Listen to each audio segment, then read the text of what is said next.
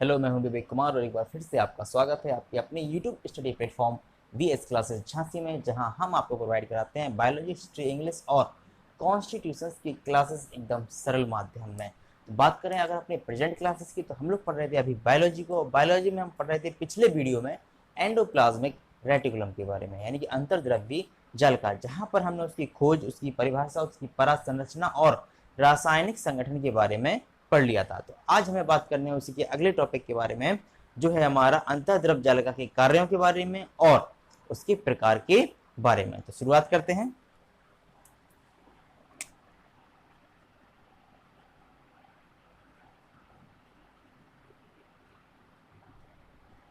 अंतर्द्रव्यी जालिका के प्रकार से, प्रकार means type of endoplasmic reticulum.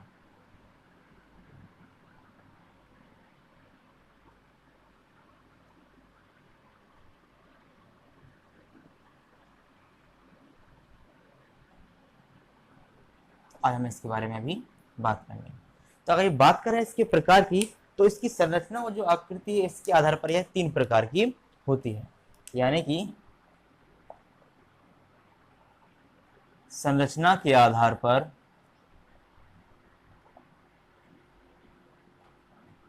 वह 3 प्रकार की होती है। 3 प्रकार की होती है। पहली है आपकी, जो आप यहां देख सकते हैं, स्मूथ एंडोप्लाज्मिक रेटिकुलम, यानी कि सपाट अंतर्द्रव्यी जालिका। सपाट, या इसे हम कहते हैं आकड़िकामय।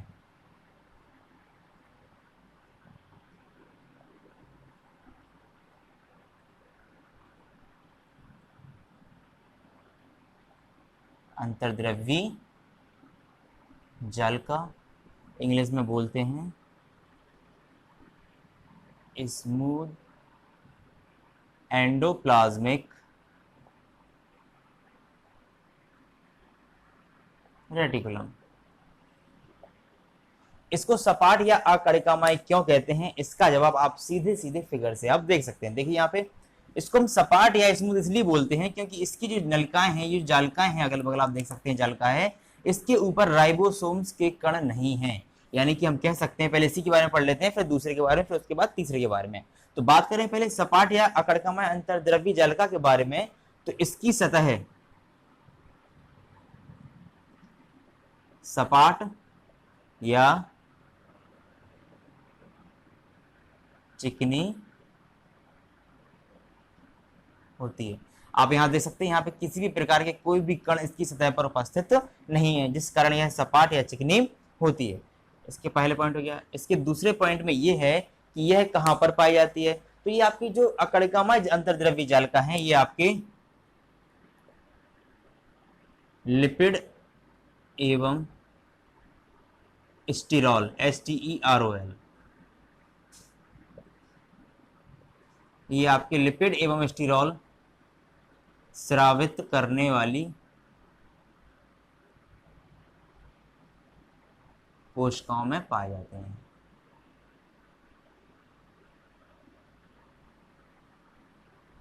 सर्वाधिक पाए जाते हैं।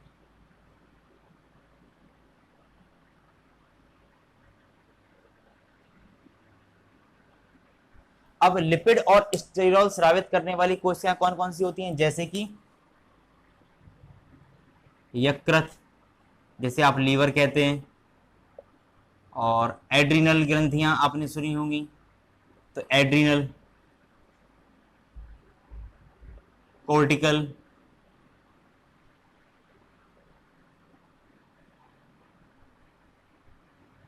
और इसके अलावा वसीय कोशिका या वसा कोशिकाएं, इनमें इनकी उपस्थिति पाई जाती है। ये हो गए आपके 2 पॉइंट। तीसरा पॉइंट आपका ये है कि इसकी सतह पर किसी भी, यहाँ पे जैसे आप देख सकते हैं, ये जो राइबोसोम्स के कण हैं, ये आपको यहाँ पर दिखाई दे रहे हैं। पूरी जालिका के साथ साथ देखिए चलते हैं, ये कण आपको दिखाई दे रहे हैं जो इसकी सतह पर लगे हुए हैं। ये हम साफ कर देते थोड़ा सा तो आपको दिखाई देगा। ये देखिए आप, इसकी सतह पर कुछ कण लगे हुए हैं। इन ये दानेदार जो परत है, इस परत को ही राइबोसोम्स कहते हैं। तो जो सपाट होती है, इस पर राइबोसोम्स के कण नहीं पाए जाते हैं, नहीं पाए जाते हैं, और इसी कारण यह, अगला पॉइंट कर देते हैं इसको, प्रोटीन उपापचय में भाग नहीं लेती। यानी कि ये जो एंडोप्लाज्मिक रेटिकुलम है आपकी स्मूथ, ये आपकी प्रोटीन उपापचय में भाग नहीं लेती, क्योंकि इसके ऊपर जो राइबोसोम्स की जो परत है, जो कण है, वो नहीं पाए जाते हैं। चिकनी एवं सपाट होती है, यकृत, एड्रिनल, कॉर्टिकल और वसी कोशिका में इसकी उपस्थिति होती है। तो ये था आपकी पहली संरचना के आधार पर आपका जो पहला प्रकार था वो आपका ये था। अब बात करें इसके दूसरे प्रकार के बारे में, तो वो होता है आपका कणिकामय।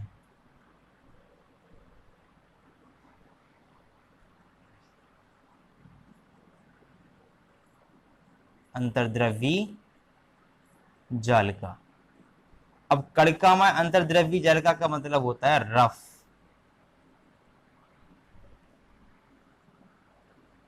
Endoplasmic reticulum.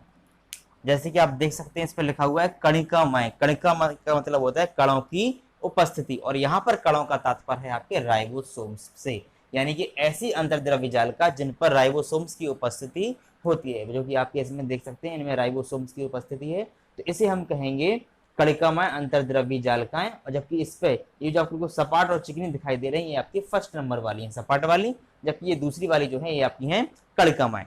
तो सबसे पहला पॉइंट इसके लिए यही हुआ कि इनकी सतह पर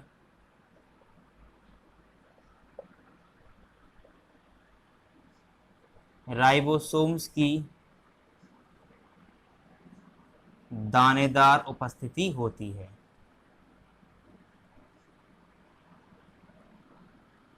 दानेदार उपस्थिति होती है, और इसी कारण इसका दूसरा पॉइंट बन जाता है, ये आपके जो है जो प्रोटीन उपापचय की क्रिया होती है,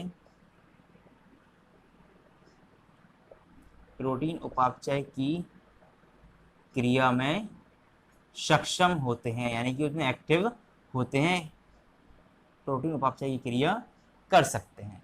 ये था आपका कणिकामय अंतर्द्रव्य जालिका के बारे में। इसके बारे में एक बिंदु और यह भी है कि यह इसकी उपस्थिति उन कोशिकांगों में या उन कोशिकाओं में पाई जाती है जो प्रोटीन संश्लेषण की क्रिया करती हैं, यानी कि उनकी उपस्थिति होती है प्रोटीन संश्लेषण, जिसे हम बोलते हैं प्रोटीन सिंथेसिस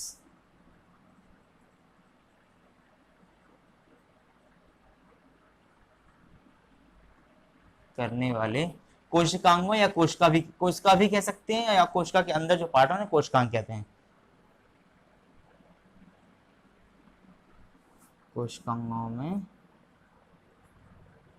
पाई जाती है। तो ये था आपका दूसरा पॉइंट, कणिकामय अंतर्द्रव्यी जालिका। इसके बाद इसका जो तीसरा प्रकार है अंतर्द्रव्यी जालिका का, वो है आपका संक्रामी अंतर्द्रव्यी जालिका। तो देखते हैं, तीसरी है आपकी संक्रामी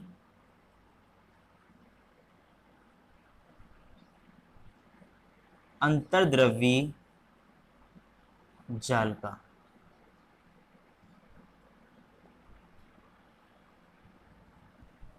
ट्रांजिशनल एंडोप्लाज्मिक रेटिकुलम। इसमें क्या होता है कि नलिकाएं होती हैं जो छोटी छोटी थैलियों के रूप में टूटती हैं और एक स्वतंत्र कलिकाओं का निर्माण करती हैं। जैसे कि आप देख सकते हैं स्वतंत्र यानी एक दूसरे से बिल्कुल अलग हो जाना। तो नलिकाओं से, जालिकाओं से इसमें क्या होता है,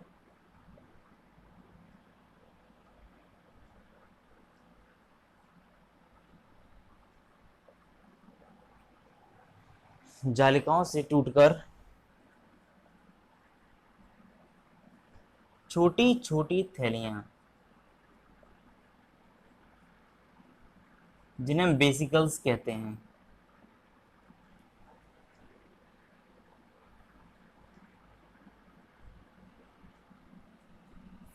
छोटी छोटी तलियां कलिकाओं के रूप में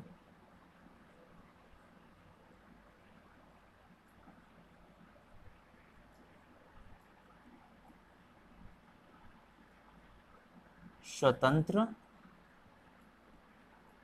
होती हैं। इसके अलावा इसका जो काम होता है वो ये होता है कि प्रोटीन इन जो ये जो आपकी अंतर्द्रव्यी जालिका है संक्रामी, इनका जो मुख्य कार्य होता है वो ये होता है कि प्रोटीन और फॉस्फोलिपिड्स को गोल्जी का यानी गोल्जी बॉडी तक पहुंचाना होता है। तो इनका जो मुख्य कार्य है वो है प्रोटीन एवं फॉस्फोलिपिड्स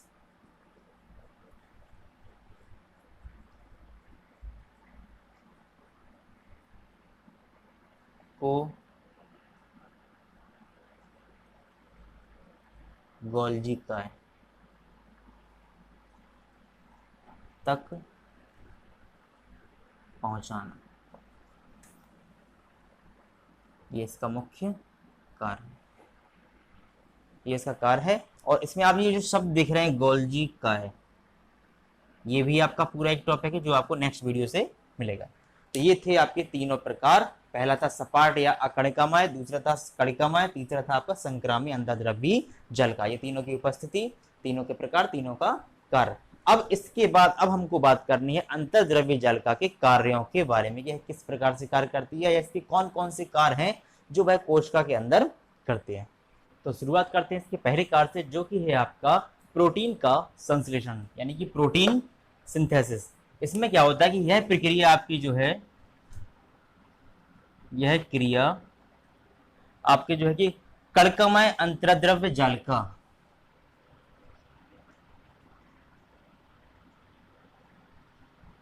कणिकामय अंतर्द्रव्यी जालिका की सतह पर स्थित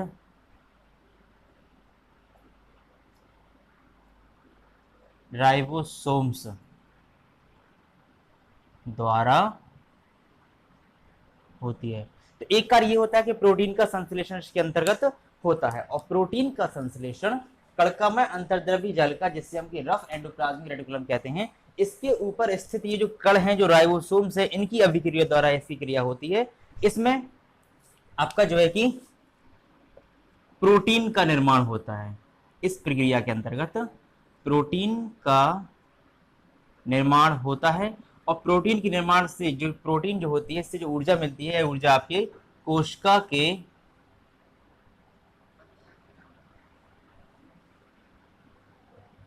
वृद्धि एवं विकास के लिए सहायक होती है। जो प्रोटीन का निर्माण होता है वह प्रोटीन आपके कोशिका के ऊर्जा और उसकी जो वृद्धि, उसकी जो विकास है, उसके लिए सहायक होती है। इसके बाद अब हम बात करते हैं दूसरे इसके कार्य के बारे में, जो कि है आपका लिपिड्स का संश्लेषण यानी कि लिपिड्स सिंथेसिस। इसमें क्या होता है आपका, जैसे कि ये वाली क्रिया आपकी थी वह कणिकामय अंतर्द्रव्य जालिका पे होती थी, लेकिन जो लिपिड्स का संश्लेषण है यह आपका सपाट अंतर्द्रव्यी जालिका द्वारा होती है। तो इसमें जो प्रक्रिया है वो आपकी सपाट अंतर्द्रव्यी जालिका द्वारा होती है, और इस जालिका द्वारा अनेकों प्रकार के आपके जो है लिपिड्स एवं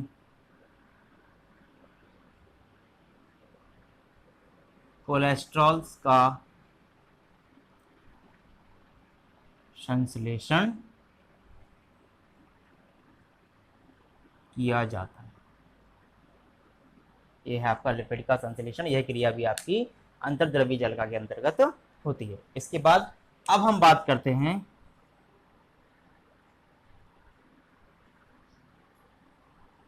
ग्लाइकोजन का निर्माण एवं संग्रह।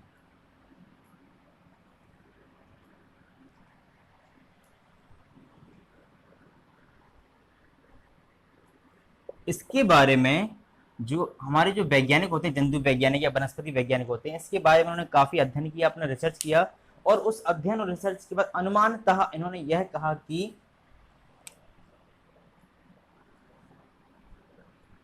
एक प्रक्रिया है ग्लाइकोजेनोलाइसिस।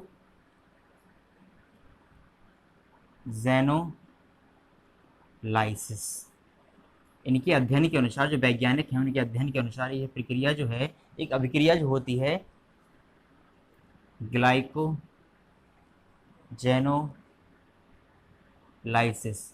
यह प्रक्रिया होती है, और इस प्रक्रिया के फलस्वरूप ग्लाइकोजन का निर्माण होता है।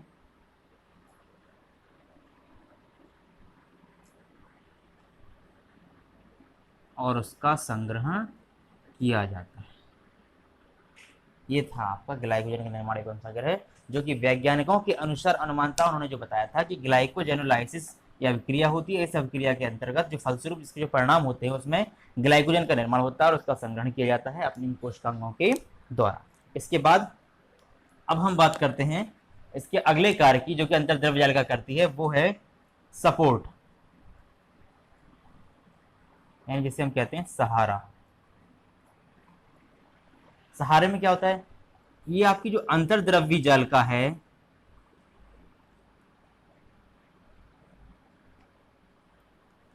अंतर्द्रव्य जालिका कोशिका के कोलाइडी तंत्र,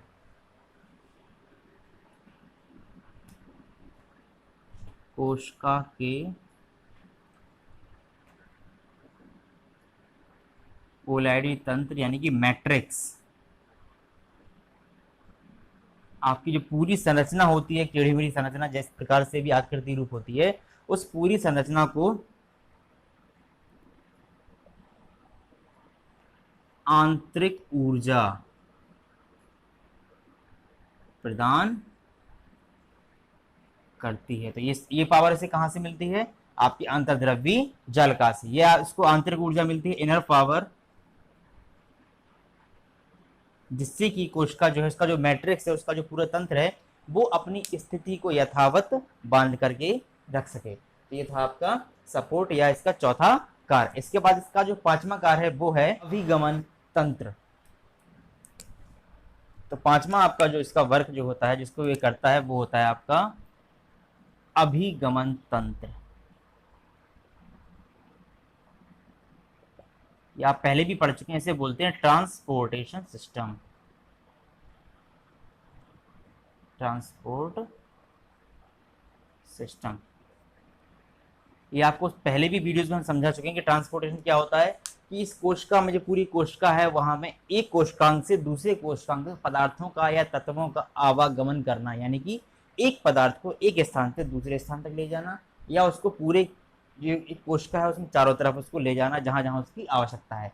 तो जिस प्रकार से एक गाड़ी हमें एक जगह से दूसरी जगह ले जाती है, उसी प्रकार से ट्रांसपोर्ट सिस्टम इसमें वर्क करता है। तो अंतर्द्रव्य जालिका भी जो है वो ट्रांसपोर्ट सिस्टम को बहुत ही सुचारू रूप से चलाती है, बहुत ही अच्छे ढंग से चलाती है। इसमें यह केंद्रक से कोशिका द्रव्य तक जो है पदार्थों का आना जाना इसका लगा रहता है। यानी कि इसमें हम कह सकते हैं कि अंतर्द्रव्य जालिका अभिगमन तंत्र को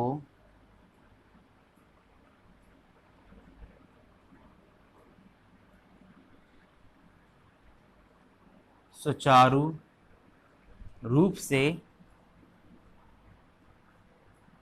चलाती है एवं पदार्थों और तत्वों को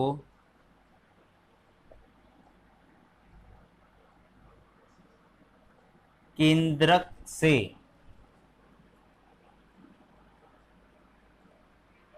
कोशिका द्रव्य तक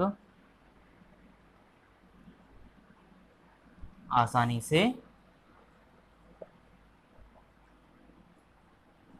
पहुंचाती है। तो ये था इसका एक और काम, यानी कि पदार्थों का या तत्वों को एक जगह से दूसरे स्थान तक पहुंचाना। इसके बाद और भी कई प्रकार से कार्य करती है, जैसे कि आकार, इसका जो फिगर है, इसकी जो आकृति है, तो अंतर्द्रव्य जालिका अपने जाल द्वारा या अपनी जो इसकी जो आकृति है उस प्रकार से इस पूरी जालिका को या इस कोशिका के अन्य भागों को भी बांधने का काम करती है, उसके आकार को एक निश्चित रूप प्रदान करने का काम करती है, जिसमें उसमें कोई परिवर्तन ऐसा ना हो जो उसके लिए नुकसानदायक हो या फिर उसकी क्रिया के विपरीत हो। यानी एक प्रकार से है कोशिका के या अपने स्वयं के भी आकार को बांधे रखने का कार्य करती है। इसके अलावा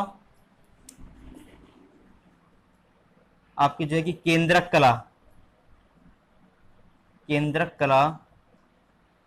के निर्माण में सहयोग करती है।